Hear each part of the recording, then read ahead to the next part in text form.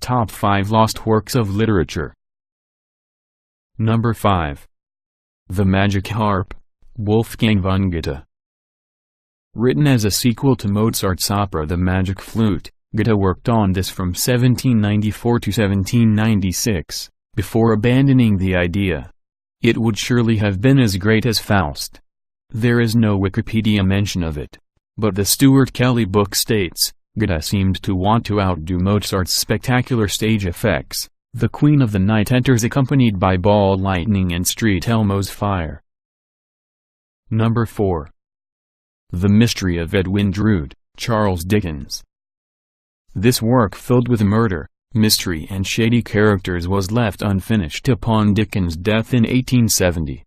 Ironically, Dickens had given Queen Victoria a sneak peek a few months before his death, and offered to let the Queen know of the ending in advance, but she declined, not wanting to be spoiled. Number 3. The Mysterious Stranger, Mark Twain. As one of the most celebrated American authors, Mark Twain worked on 3 very different versions of The Mysterious Stranger and finished none of them. The central figure in all 3 was to be Satan.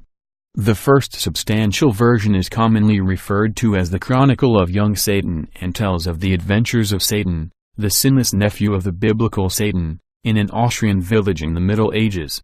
The story ends abruptly in the middle of a scene involving Satan entertaining a prince in India, suggesting Twain abandoned this piece before he finished writing it. Number 2. Works before 1922, Ernest Hemingway. Hemingway had been a big writer all of his life, but had not published much before 1926. In 1922, Hemingway's first wife, Hadley, was traveling through Europe. In one of the trunks was everything Hemingway had written up to that point, and the luggage was unfortunately stolen. Among the manuscripts was a novel about Hemingway's experiences in the First World War. Number 1. Double Exposure, Sylvia Plath.